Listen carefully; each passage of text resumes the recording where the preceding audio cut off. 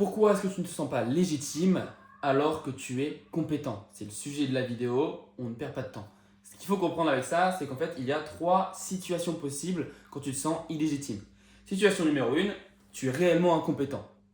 Et effectivement, c'est beaucoup plus agréable de se dire qu'on a le syndrome de l'imposteur plutôt que de se dire qu'on est incompétent. Il y en a un qu'on subit, l'autre, c'est entre guillemets un choix. C'est quelque chose où ça vient taper notre identité, notre être, et ça fait mal.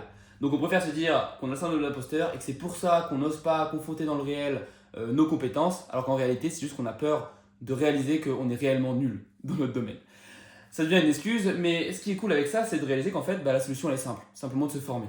Si tu es passionné dans ton domaine, mec, tu as déjà fait 80% du job. Tout ce qui te reste, c'est de te former et tu vas tellement kiffer que tu vas apprendre beaucoup plus vite et naturellement derrière, tu pourras aider des gens. Situation numéro 2, tu commences à croire que tu es compétent, mais tu n'as pas encore les preuves dans le réel que tu es compétent. Là, naturellement, ce qu'il faut se dire à ce niveau-là, c'est que certes, tu peux commencer à regarder tes formations, là où tu te sens crédible, tes compétences, mais en fait, sans preuve concrète, tu te sentiras encore légitime. Donc, ce qu'il faut se dire, c'est qu'à partir du moment où tu es passionné et où tu commences à avoir des méthodes concrètes, pertinentes, naturellement, tu vas avoir envie d'aider les gens et de les tester sur les gens. Et donc, factuellement, en testant ça sur les gens, tu vas te sentir moins légitime. Comment faire? En faisant des appels à l'action. C'est tout simple.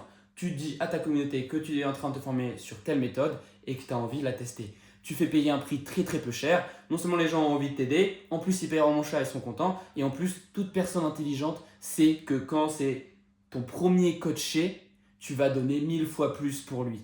Donc toute personne intelligente a envie de payer moins cher et a envie de recevoir 10 fois plus. Donc il prendra avec toi. Le seul facteur, c'est juste qu'il y ait bien cette relation de confiance entre toi et ton coaché. Mais ça, si tu es honnête avec lui, ça se fera. Si tu as été formé, ça se verra. Et donc naturellement, tu lui apporteras des résultats.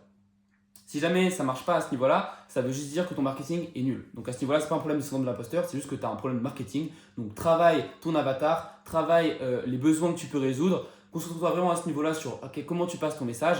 Et derrière, tu verras qu'en fait, quand le mec se sent vraiment visé, il aura envie d'en savoir plus. Et quand il verra que tu proposes cette offre-là, forcément, il aura au moins envie de prendre un appel avec toi. Et après, ça sera entre toi et lui.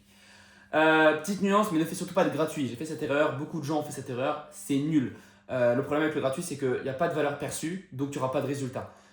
Moi, je l'ai vécu. J'ai eu même des contre-exemples où les gens ont quand même réussi à voir de la valeur perçue et ont réussi à quand même passer à l'action malgré le fait que c'était du gratuit. Mais factuellement, c'était du gratuit, donc j'étais moins investi, ils n'étaient pas à 100% investis et il n'y a pas de résultat. Et ça, c'est le pire qui puisse t'arriver. Parce que quand il n'y aura pas de résultat, ça empirera ton syndrome de l'imposteur et ça te donnera encore moins envie de passer à l'action.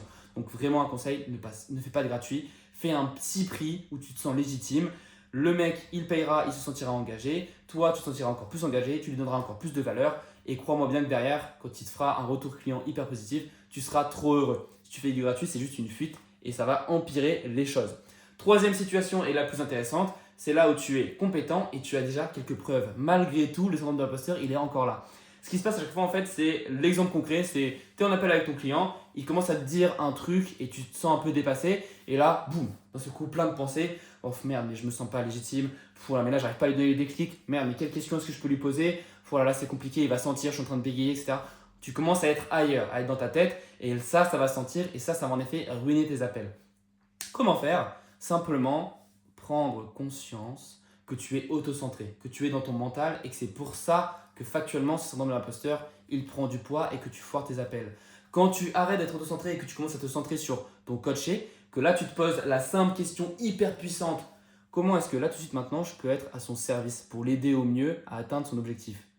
Là factuellement, quelles questions je peux lui poser pour l'aider? Comment est-ce que je peux lui donner le bon déclic? Quelles ressources je peux l'aider? Si jamais j'ai aucune ressource, où est-ce que je peux trouver ces ressources? Et en fait, factuellement, en te posant ces questions-là, tu vas te centrer sur lui et naturellement, tu vas avoir envie de passer à l'action.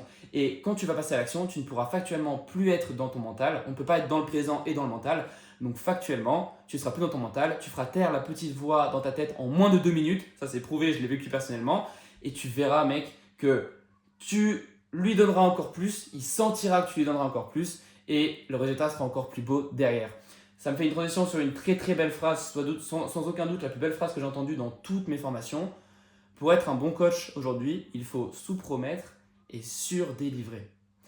Comprends bien que si dans ton appel de vente, tu sous-promets, tu n'es pas là à vendre du rêve, à vendre des étoiles dans les yeux à ton client, Tu lui dis juste, écoute gros, je peux pas te promettre les millions, la liberté, etc. Par contre, je peux te promettre mon temps, mon investissement, mon énergie. Je vais tout donner pour toi. Ça, si le mec prend vraiment ton offre après, ça veut dire qu'il y a juste une relation de confiance entre lui et toi. Et ça, c'est la meilleure chose pour avoir une alliance thérapeutique et pour derrière avoir des résultats. Donc comprends bien que quand le mec prend avec toi alors que tu l'as sous-promis et que derrière tu te poses cette question en te centrant sur lui de comment est-ce que tu peux être le mieux, le plus à son service, mec, tu vas lui offrir 10 fois plus que ce que tu l'avais promis. Il va le sentir, il va sentir que tu es dévoué pour lui. Et ça, derrière, ça va lui apporter des résultats. Il va être encore plus grateful, il va avoir encore plus de gratitude pour toi.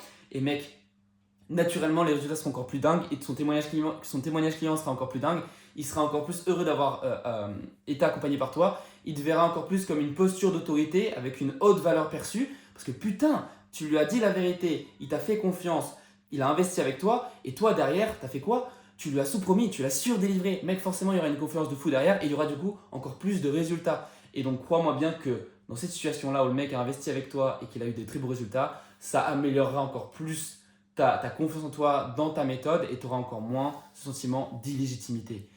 C'est tout ce que je peux te souhaiter en tout cas. Une fois que tu comprends que le seul truc qui te rapproche de plus de légitimité, c'est le fait d'accumuler des preuves, le fait d'être compétent, d'accumuler des preuves et d'être centré sur ton coaché, naturellement derrière, ce n'est même plus un sujet.